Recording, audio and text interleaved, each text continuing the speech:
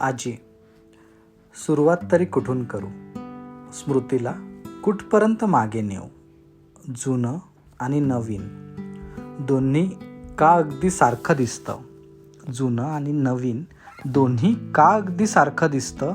स्वाध्याय आणि स्वकल्याण हे तेव्हाही तसंच होतं आणि हे आजही तसंच दिसतं. स्वाध्याय आणि स्वकल्याण हे तेव्हाही तसंच होतं आणि हे आजही तसंच दिसतं. जुनं आणि नवीन दोन्ही का सारखं दिसतं? स्वकल्याणाला समर्पित व्हायला एका योद्ध्याचं काळीज लागतं. स्वतःला मिटवण्याची तयारी लागते. सातत्याने जीवन जगायला त्याग, संयम आणि चिकाटी पण लागते. अनेक दशकं नियमाने स्वाध्याय करून निरंतर मार्गदर्शन करायला एक वेगळीच तपस्या लागते.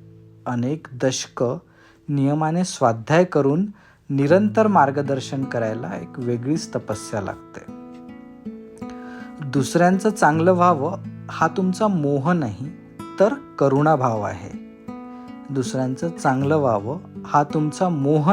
तर करुणाभाव आहे. आम्ही ऐकणं न ऐकणं हे आमच्या दैवाधीन आहे, पण तुम्ही सांगत राहणं हा तुमचा अधिकार आहे आणि हे आम्ही मनापासून मानलंय. संसारात राहायचं तर थोडं संसारी पण बनावं लागतं. प्रेम आणि आपुलकीने परिवाराला जोडून ठेवावं लागतं. पण जे हिताचं त्याला दृष्टीआड न करता प्रत्येक प्रसंगी त्याचं स्मरण लागतं. हे आजी तुम्हाला किती सहजपणे जमतं. काय कमवलं आणि काय गमवलं हे तुमच्याशिवाय अजून दुसरं कोण जाणणार? आयुष्याची सर्वोत्कृष्ट संभावना काय हे तुम्हाला पण माहीतच असणार. म्हणूनच तुमच्यासाठी सर्वांतर्फे आम्ही एकच भावना भावणार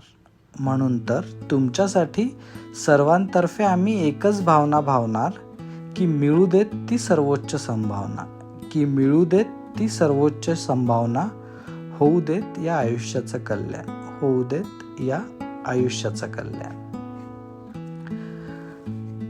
मनुष्य म्हणून ज्यावेळेस आपण जगतोय त्यावेळेस ज्यावेळेस मी तुम्ही आम्ही म्हणतोय त्यावेळेस तुमच्या सर्वांतर्फे बोलण्याचं स्वातंत्र्य घेतो, त्याची माफी असावी.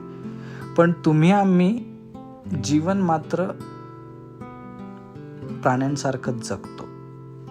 नुसता भावनांचा तरी खेळ करतो अथवा भोगामध्ये आयुष्य काढतो. माणूस म्हणून वेगळं काय करतो हा प्रश्न देखील विचारत नाही. आजीसारखे काही लोक तो प्रश्न विचारतात. तसा हा प्रश्न स्वतःलाच विचारायचा असतो आणि याचं उत्तर पण स्वतःला शोधायचं असतं. उत्तर चूक किंवा बरोबर हा दुय्यम प्रश्न. प्रत्येकाचा मार्ग सारखा की वेगळा हा देखील दुय्यम प्रश्न. उत्तर शोधण्याच्या प्रवासाला निघणं बस एवढंच खूप महत्त्वाचं.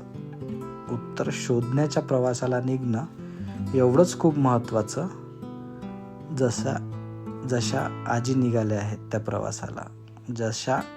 निघाल्या आहेत त्या प्रवासाला की माणूस म्हणून आपण वेगळं काय करतो.